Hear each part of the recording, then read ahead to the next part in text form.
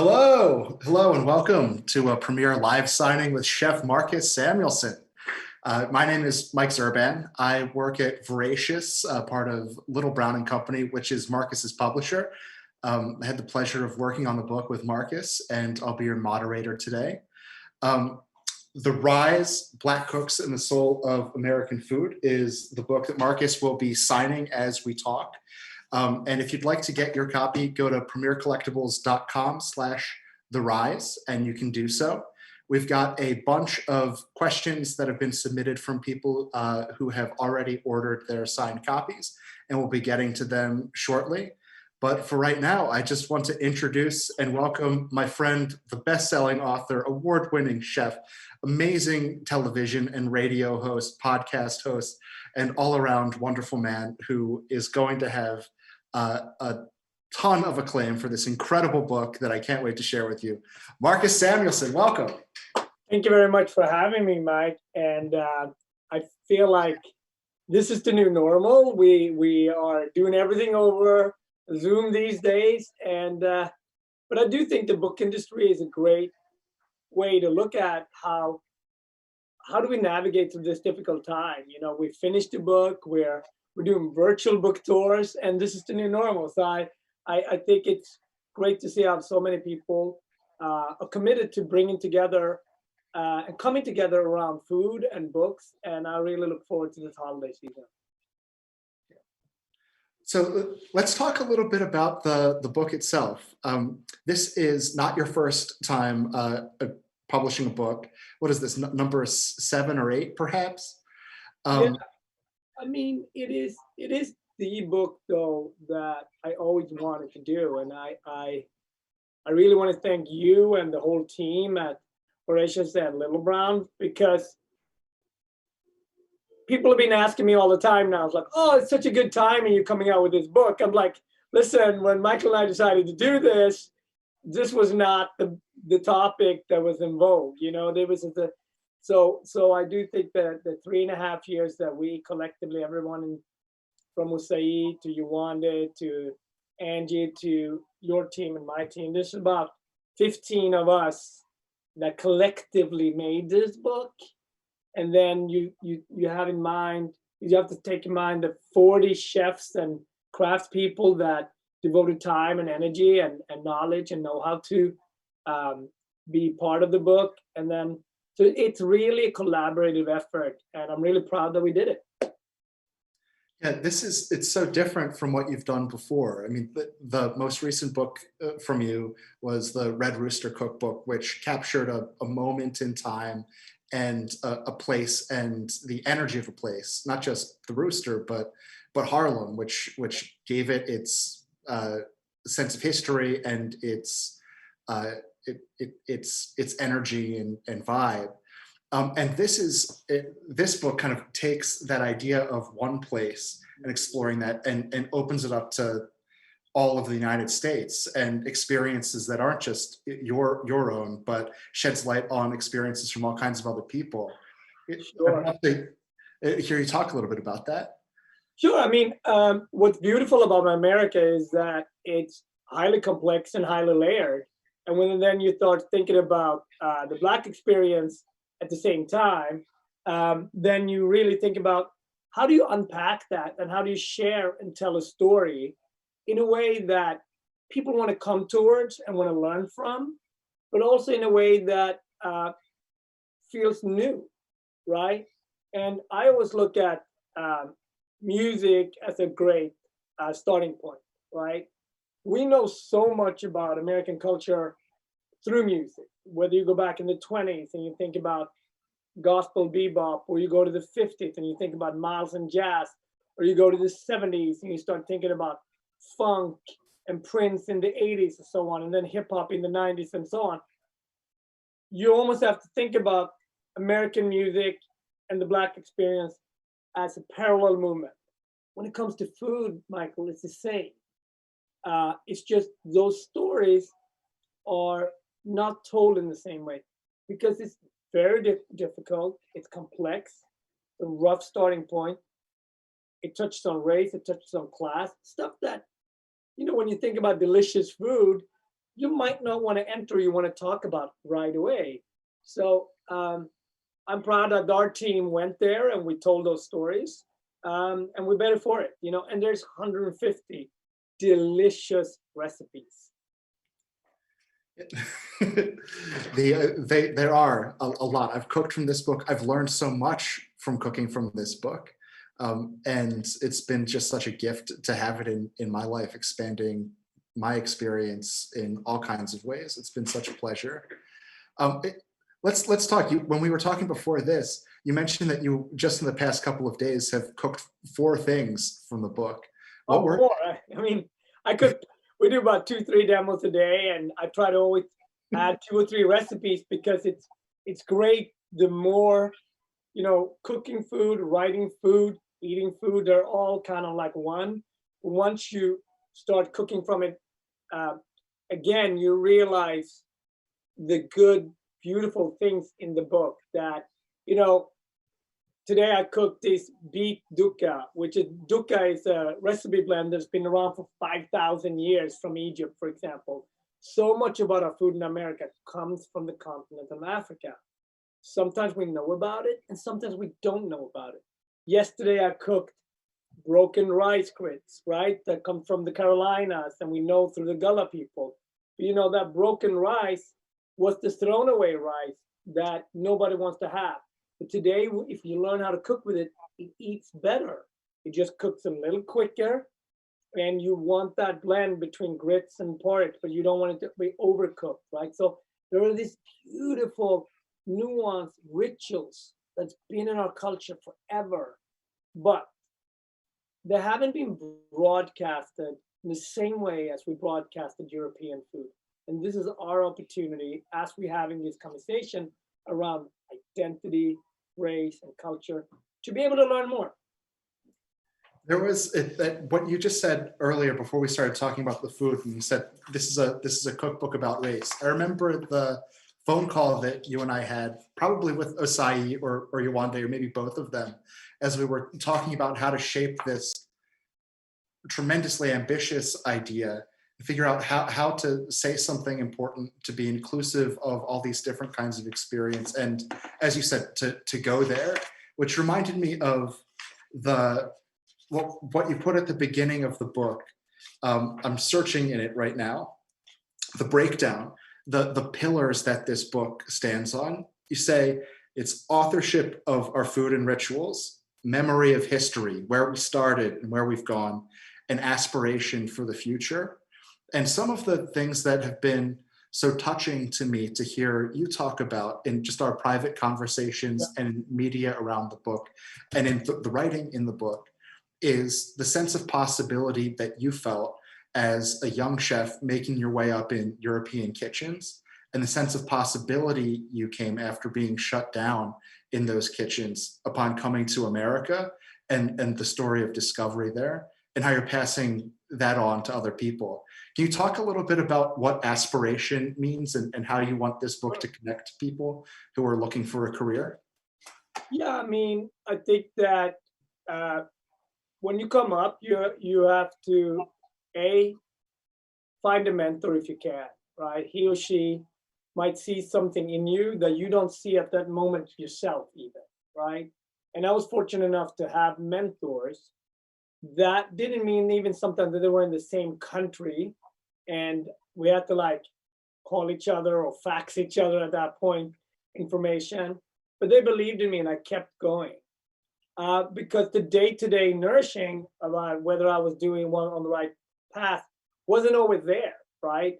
It was harsh, brutal kitchens, but I'm not the only one that's gone through brutal kitchens. I also learned a lot in that era, right? I learned from working in Japan. I learned a lot from working in France. But I do think that if you have a clear idea about where you want to go, you have to hold on to that idea. That idea might not be fully realized or formed yet, but just hold on to it.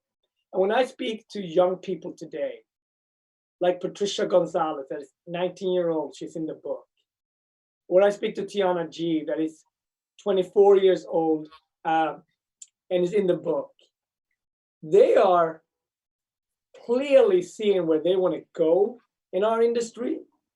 And the fact that I can be part of mentoring them right now, that idea with mentor-mentee, it's always been in our industry.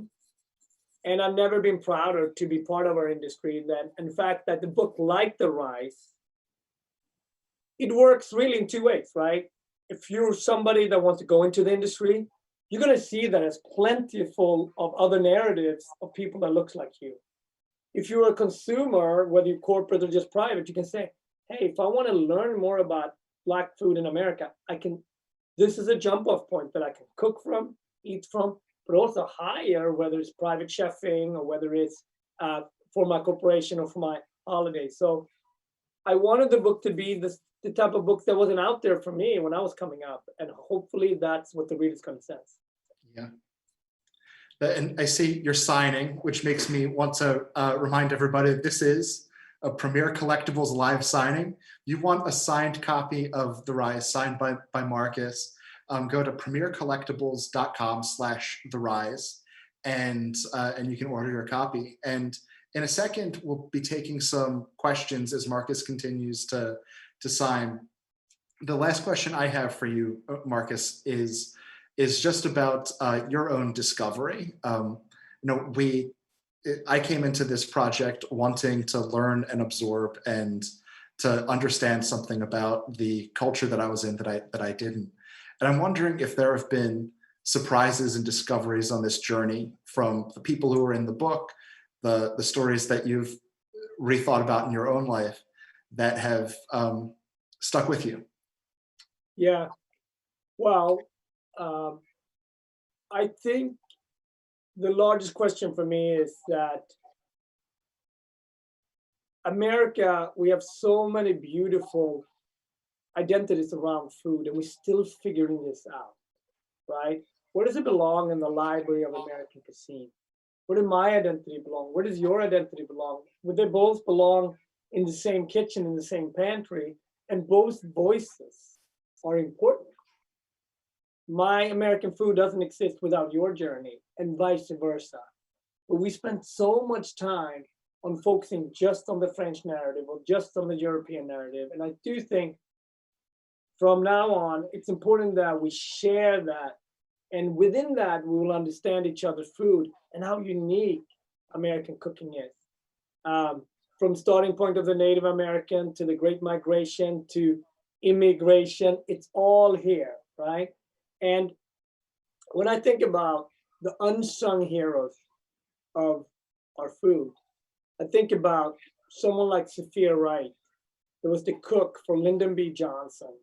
And Mr. Johnson, he listened to Sophia more than any of his advisors, and had a major part of getting the Black vote together so Black people could vote in the 60s.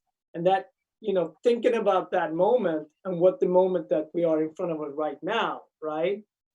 And I say that because America is such a beacon to the world. And I wouldn't be here without that vote. I wouldn't be here without the civil rights movement. I think about someone like Miss Leah Chase, that started her restaurant in the 40s, and she actually just passed away last summer, rest in peace.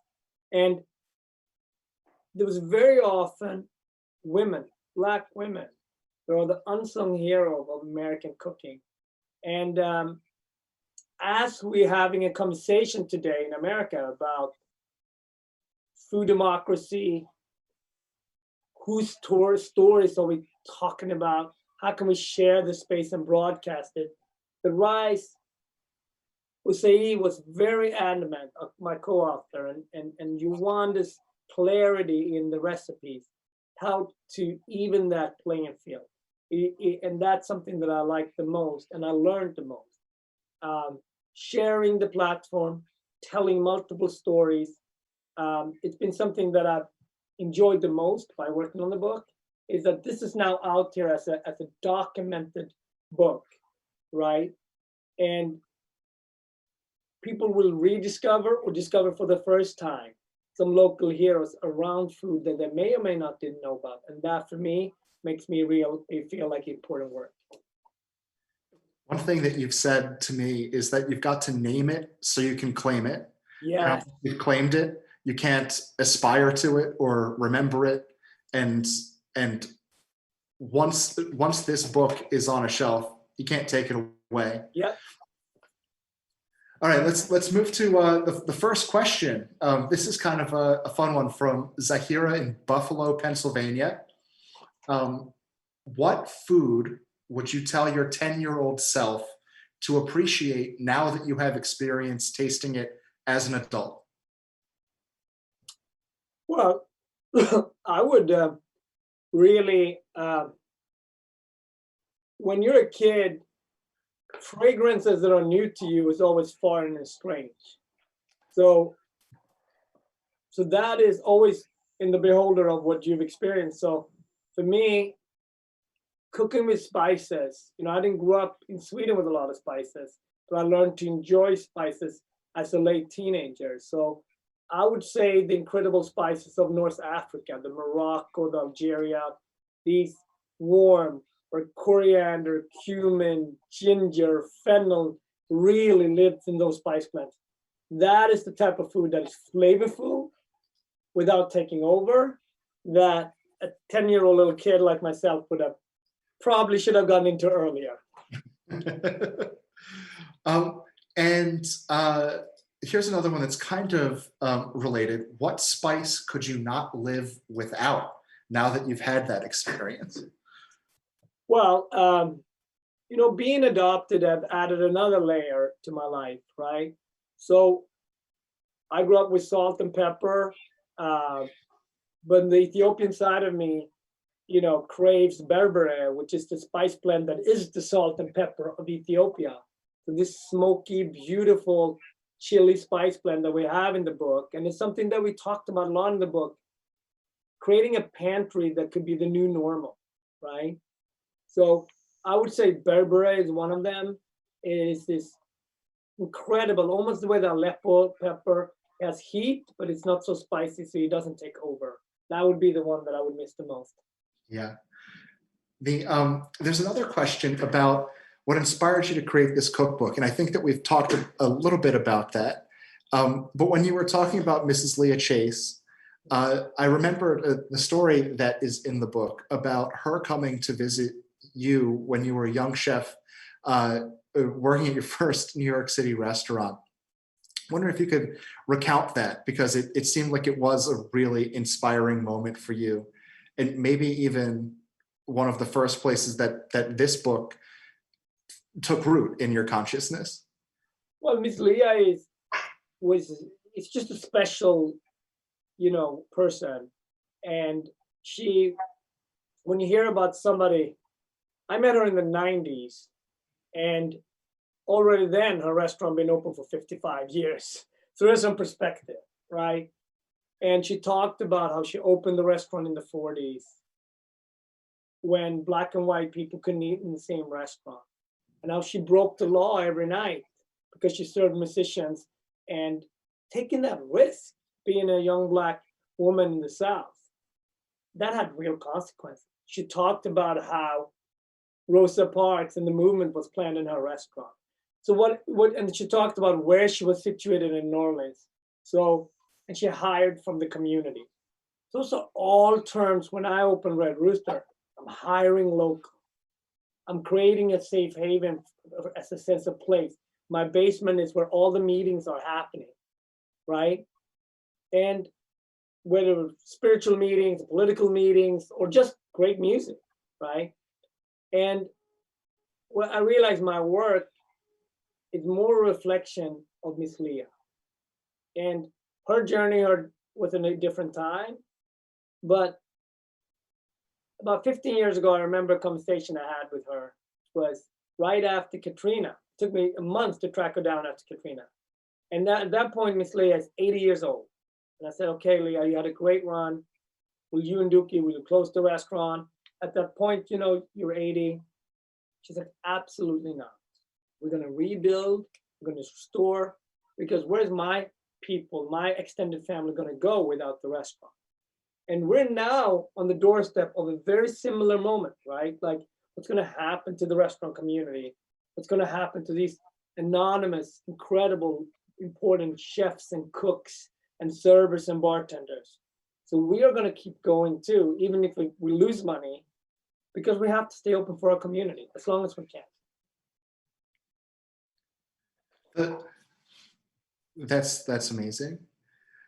One more question. Sorry, you're making me lose my place here. What would your last meal be before you left this life, assuming you could choose it? Although, if you can choose it, I wonder what the circumstances that would make that happen. Like, it's your favorite thing. Well, I don't want to be morbid on a Friday. I feel good. We just launched a book, man. Well, I would say I would definitely start with some herring or some gravlax. Go starting with some Swedish stuff.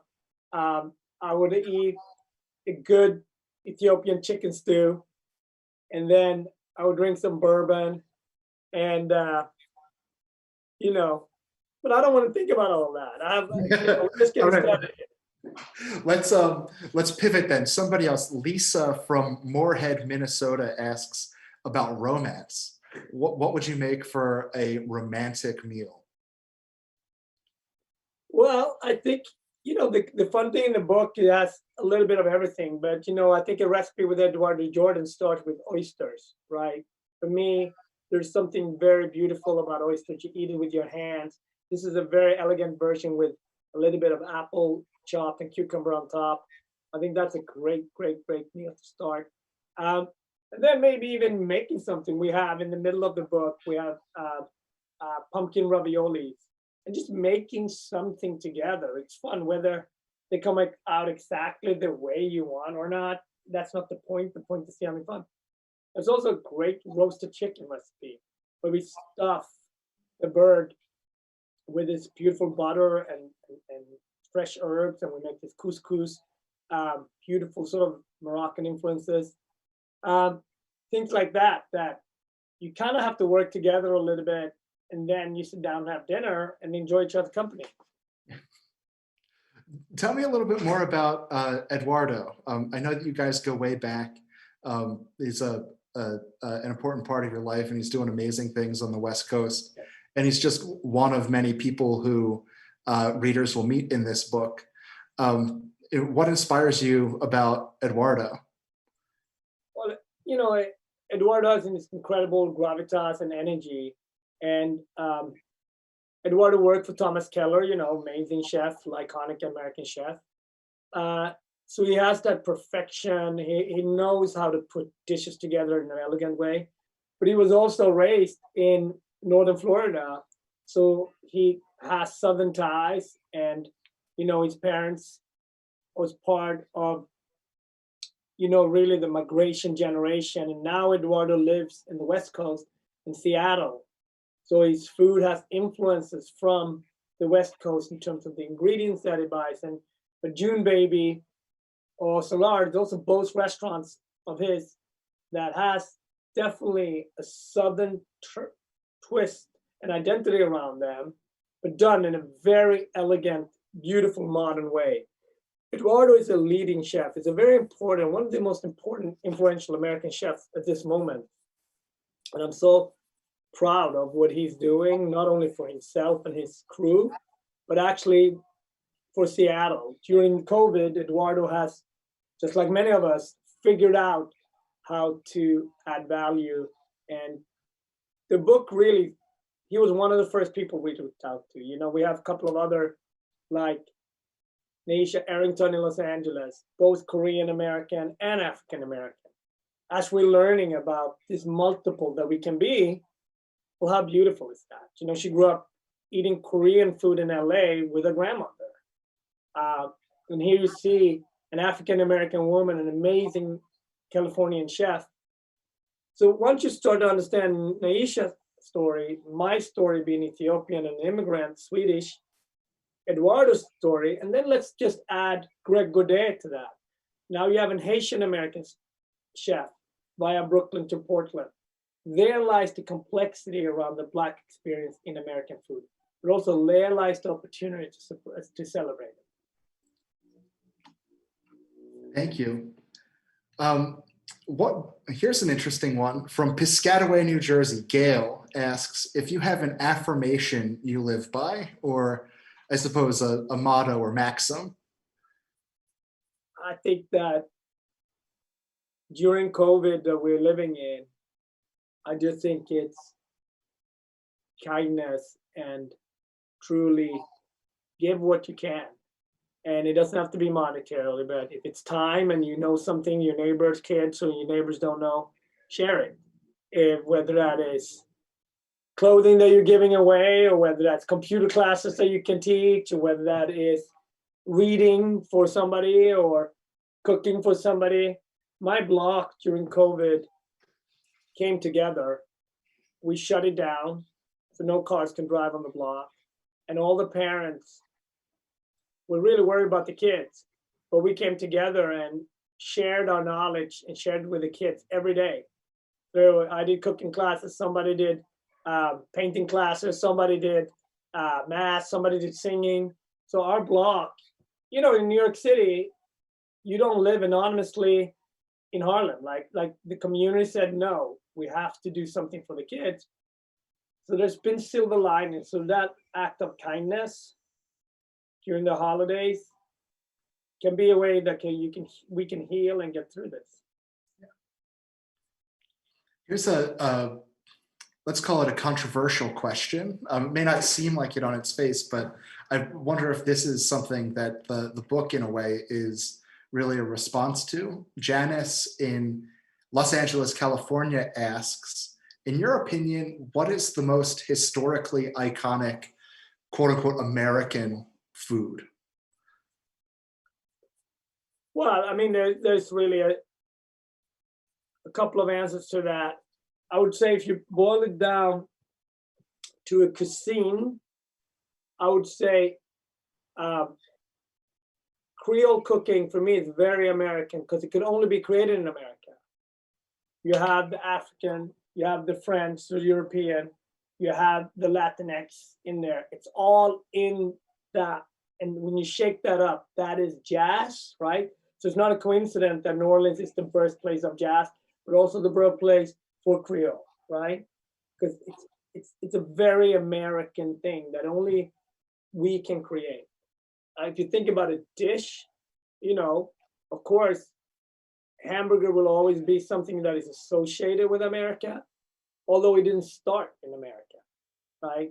Burgers came from other places before, all the way going back to, the originals are actually in Mongolia, and then they go to Russia, and then eventually they come to Europe, and then eventually come to America.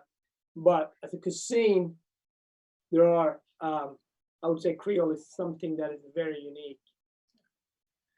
And you've mentioned before that so many of the ingredients that we think of as, traditional ingredients of the United States are actually West African ingredients in their true origins.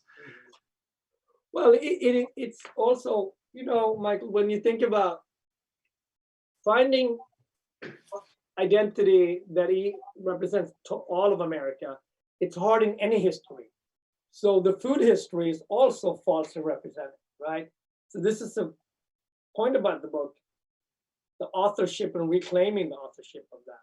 So when you think about things like rice, peanuts, okra, sweet potato, etc., the list goes on and on, fennel seeds, sesame seeds, it all is heritage from Africa. Coffee, wine, beer culture. So the tradition is only in the beholder of the person that tells the story, right? So I come from a country in Sweden where fermented herring is very traditional.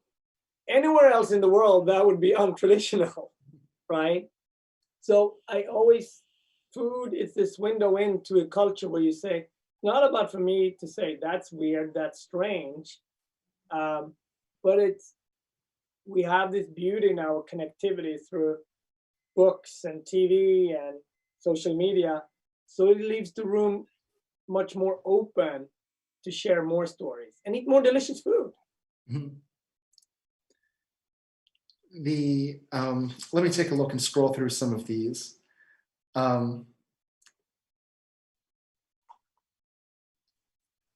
This is a big question. As you keep expanding your creative endeavors, what's the driving force behind it all? I mean, it's very simple to leave the food space more equal than when I entered into it. Right? This book is done for the reader, but it's also done specifically for Patricia Gonzalez. She was 17 when we started. She's 19 today. If we continue to go, what would the food space look like when she's 30, 35, 40? You know, so it's not strange for a young Black woman to walk into a fine dining space and feel not welcome. Those are that on the outside, that might not look like a big goal, but on the inside, that is a huge goal, you know? Yeah, I think that's a hugely important goal. Yeah. And somebody else kind of underscores, or maybe the answer to this is the same, but Jody in Scottsdale, Arizona asks, what do you hope to achieve through your restaurants and cookbooks other than just offer incredibly tasty food? Is it that vision of equity? Well, I think it's layered, right? If you're the core of it is for the person to have an incredible good time, but also leave with I learned something in a most delicious way, right? Restaurants are a window in to a culture that you may or may not know about. That could be on the macro and the micro. We've all been to Italian restaurant, but have you been to a restaurant from Sardinia, for example? Maybe not. Same thing goes with our culture. We all been to, let's say, call it a soul food restaurant, but have you been to a Haitian restaurant, right? So the macro and the micro is important, but then it's also the art, the way the food was presented, the wink in the eye of the server, the hospitality, what they poured, all of those things that comes from a place and done by a person. It's not just standards that people are kicking in and out. So those are really what the restaurants are really there to open up doors for you, you know? And it's done it all to me. I remember when Charlie Trotter, the incredible chef in Chicago, he took me to a Thai place called Arun in Chicago. This is 15 years ago. And when I closed my eyes, it's almost like I cried. It was in a 2-bedroom apartment. It was son, wife, team. And when I closed my eyes, at that point I've been to Thailand already. There were galanga, there were lemongrass, there were not just the pad Thai dishes. There was real Thai food, the way I've experienced it in Thailand. Here I am in a 2-bedroom apartment in Chicago, transported to Bangkok. And moments like that, you never change. It changed me forever. And I'm like, if that can happen in Chicago, I can then possibly tell an Ethiopian Swedish story in America. Mm-hmm. Another question is about collards. Donnell from Mason, Texas says he's a fan of them.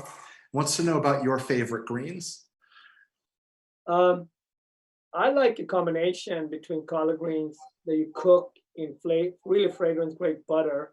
But then also I like to finish them off a little bit with lighter greens, like adding in bok choy in the end. So you get where collards can get, they're very firm and they can get, they get one texture. I like to finish them off with a lighter green, like vinegar into them in the end, even pickled onions or shredded cabbage or bok choy right in the end. And we have a salad in the book that we take these beautiful baby collards that we chop up and we pair them with radicchio and fresh cheese, right? And it becomes a light dish and stuff like that, that food that is inspired by the low country, inspired by Southern food can be super light and modern. It's just, you just have to tweak it and see it through the lens of modern food.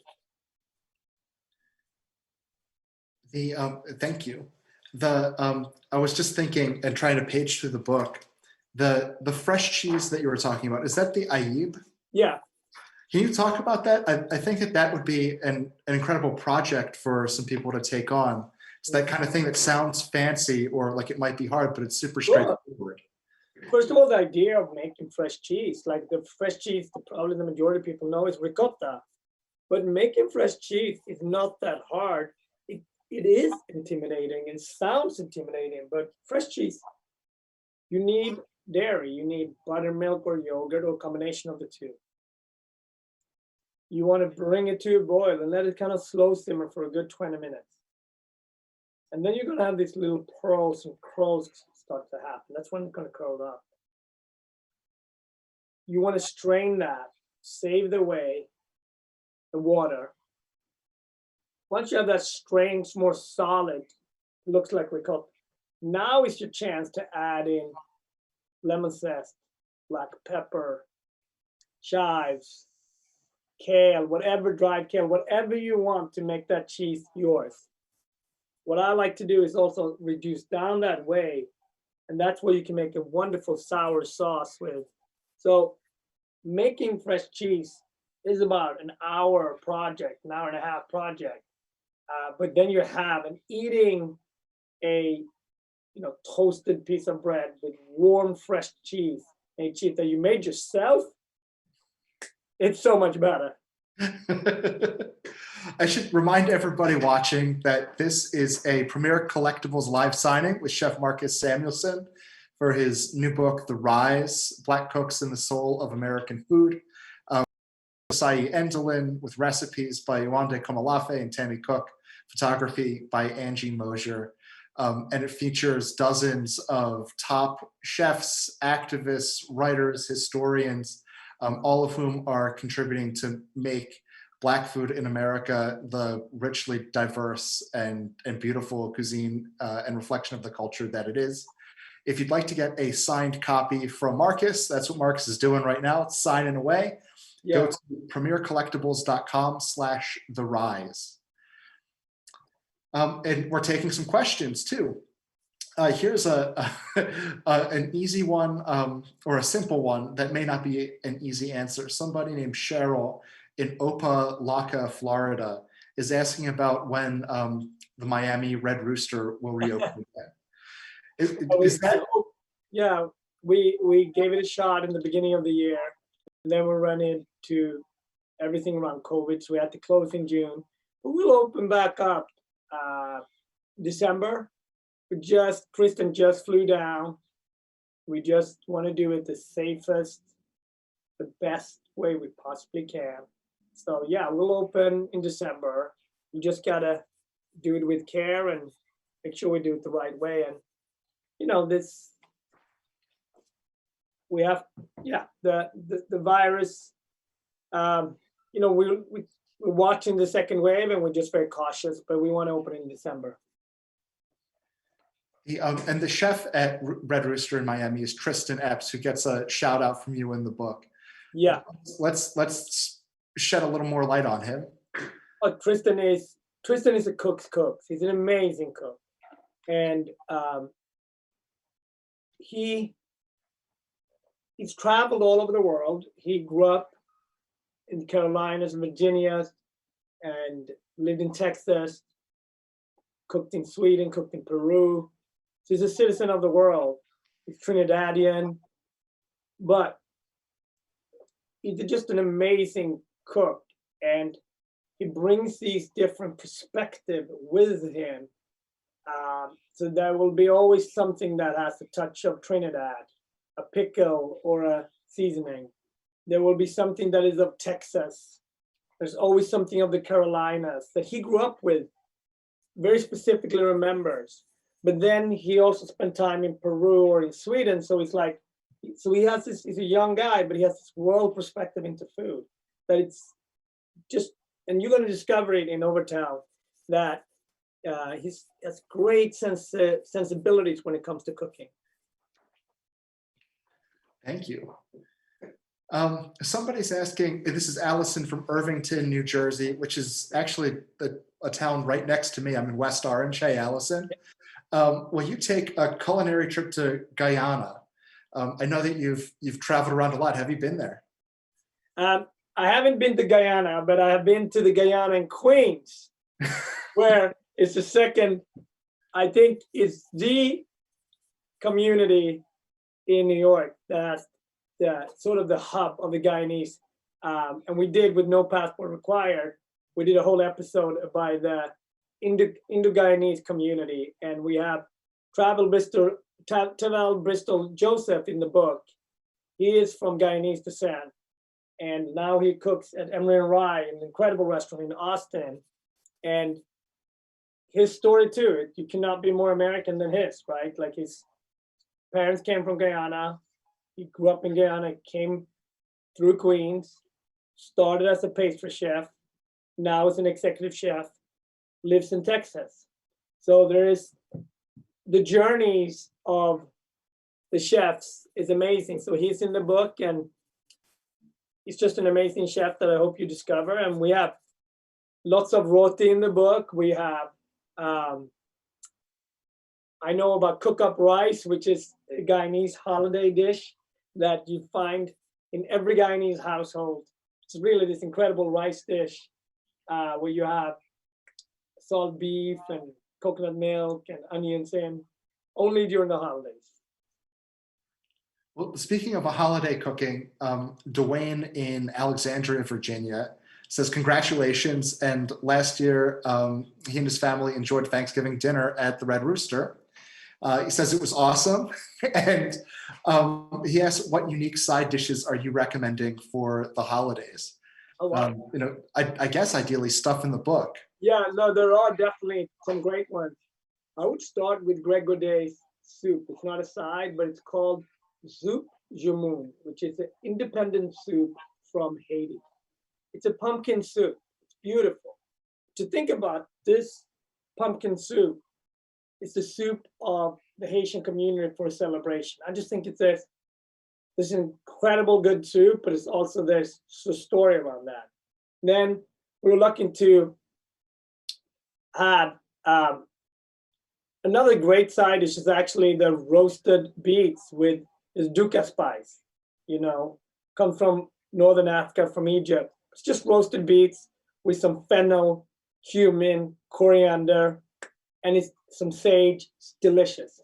Another great side dish we have that David Zilber from Noma, we worked with him on, is this roasted sweet potato, skin on, and then we do this fermented shrimp butter with it. It is so good. The umami you get from that, it is incredible.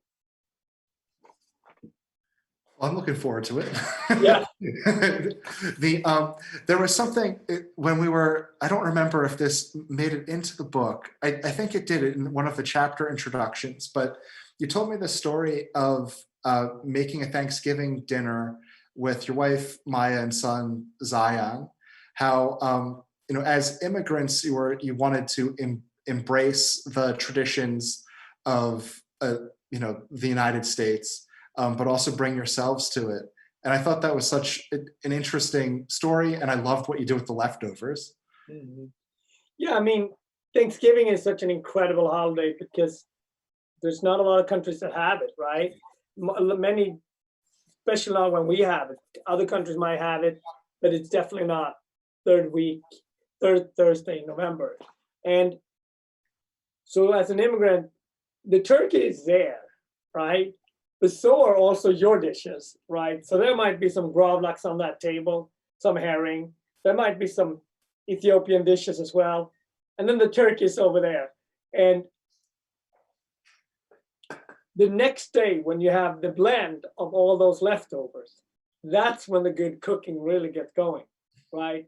Because you have some turkey legs, you have some really good Ethiopian side dishes, and now you don't know if you're going to make a sandwich, you're going to make a stew, or what you're going to make. But, everyone loves the sides and the leftovers for Thanksgiving. Everyone knows that's where the real jam is, right? And my household is no different than other people's. You go and pick a little bit, and then by Monday you say, oh, I'm so stuffed, I'm not going to eat for like 3 weeks. Well, let me just remind everybody, we're watching Chef Marcus Samuelsson sign copies of his new book, The Rise, which you can get at premiercollectibles.com/The Rise. Looks like our time is just about up. Marcus, this has been so wonderful to talk with you for the last 45 minutes and to work on this book with you. It is such a gift to me that you trusted us at Little Brown with it. Thank you. And I wonder, do you have anything that you'd like to leave our watchers with? Yeah, no, I want to say, first of all, thank you to your team, Michael, but also thank you to Osei and Yolanda, because they added visions. Why The Rise is The Rise is because of a collective effort. Michael, you came up with the title. We struggled with the title. We really did. But one day you just come up, what about The Rise? And after that, it was like there was never any other title we discussed. And that's what a great collaboration looks like. Yeah, it's difficult. We all care. And then same thing I felt with Yolanda, the clarity she added in the recipes for me. Being of West African descent, she knew these ingredients, some of these ingredients so much better than me. And same with Osei. She went out in the world and she knew how to share the story, how to tell the story, very different than I had experienced.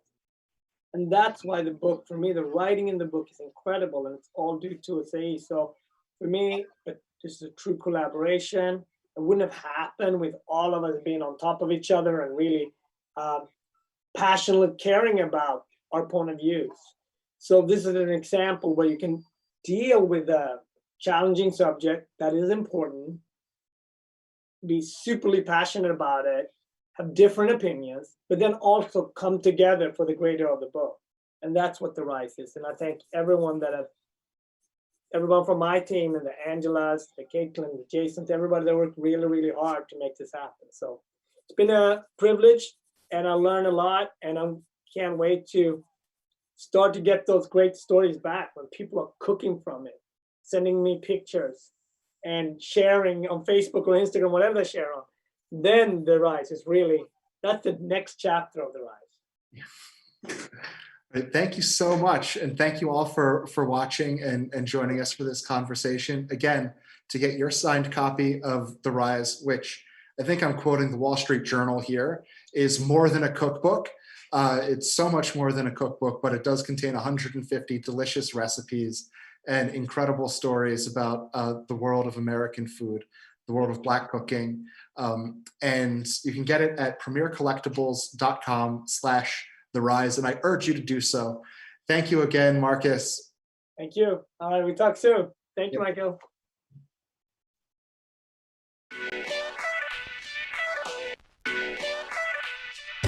Hi. I am sitting here with the one and only Jackie Chan, global superstar, and he is signing all of these books. Are your hands tired? No, tired, but I'm happy. All right. Yeah, I'm really, so really happy happy. to hear that. How do you feel? Good. I'm excited. This is the first time I've done something like this before, a live signing. Where do I want to go that I've never been? We're thinking about, not thinking, we're putting it in motion. I'm going to go to Indonesia on my irresponsible tour this year. I'm excited about that. I've never been. And there's been a heavy demand for me there. So we're going to go. We're going to go to Indonesia and I'm going to make people laugh in Indonesia. That's how I roll. How do you roll? I can't make this up. Wayne, you got your Indonesia pants? I decided it about a good 3 weeks ago. You'll see it on the schedule soon, so I suggest you go get your pants for Indonesia, because you're not going to wear them stupid pants. Where do you think Indonesia is? India. Yes, we out. You can see that I'm signing it. This is not some machine scribbling my name. This is my actual human body scribbling my name. So, all right, there we go. First book, signed. Biggest pet peeve? Men that talk to me with spinach in their teeth. What can I do while at work to help lower my stress and improve my health? One musician do you most admire? I love you all, and we'll talk again soon. Take care. Bye. Much love. See ya. See you soon. Everybody. Bye. Bye. We'll see you around the world. Woo! Have a great day. Thank you, everyone here. Bye, guys. Say goodbye, Mary. See you in the morning. Goodbye, everybody. Thanks for coming. I'm gonna go get drunk.